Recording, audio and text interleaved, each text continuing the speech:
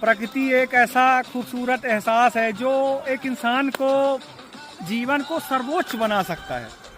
ये प्रकृति केवल अपने वायु के द्वारा, अपने जल के द्वारा, अपनी अग्नि के द्वारा, अपने थल के द्वारा एकमात्र मानव के लिए किसी एक हिस्से को सपोर्ट नहीं करती है। एक मानव के सर्वोच्च और सर्वांगीण विकास का माध्यम बनती है प्रकृति। हमारे कवि उर्मिलेश जी ने कहा था कि तितली, हिरनी, मोरनी, कोयल, बत्तख, मीन, ये सृष्टि पिता की बेटियां कितनी शौक हसीन।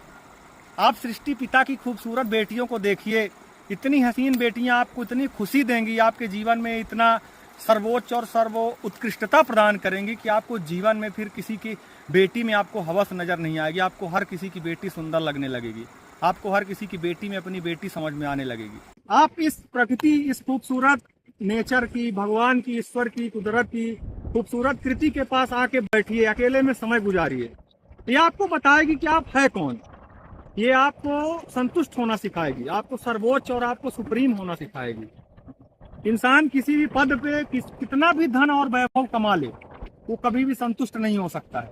बराक ओबामा अमेरिका के दूसरी बार राष्ट्रपति पद का चुनाव लड़े। अमेरिका का राष्ट्रपति ऐसा माना जाता है कि इस ब्रह्मांड का सर्वोच्च और प्रथम नागरिक होता है। अगर उस सर्वोच्च और प्रथम नागरिक बनने पर खुशी मिल गई होती तो शायद ओबामा दोबारा चुनाव नहीं लड़ते या डोनाल्ड ट्रंप दोबारा चुनाव नहीं लड़ते।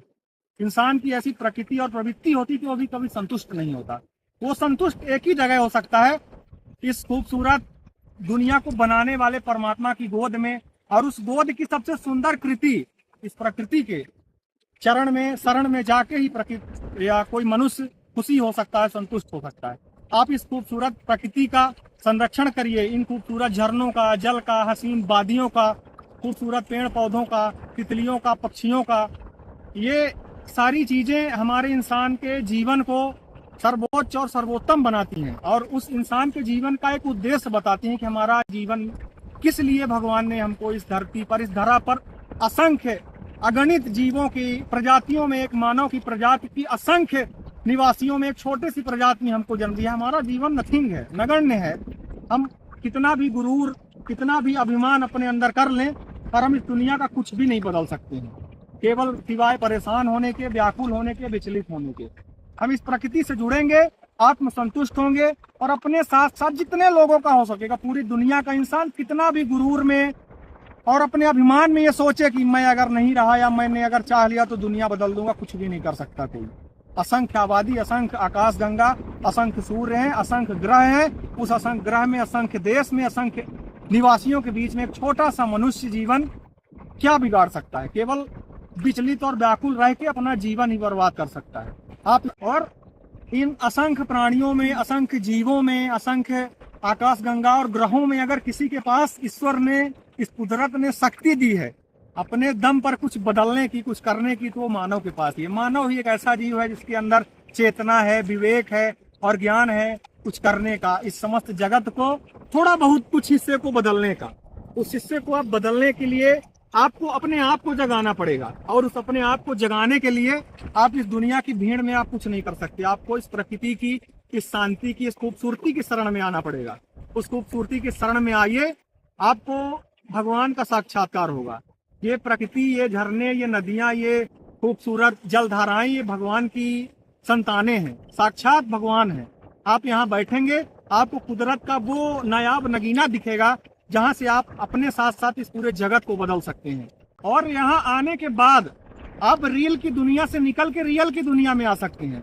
आप वो फिल्टर की चकाचौंध भरी दुनिया में, जिससे हर कोई आजकल कंफ्यूज हो रहा है, हर कोई आजकल एक ऐसी दुविधा में जा रहा है जिसपे सत्य और असत्य का भेद करना मुश्किल हो रहा है।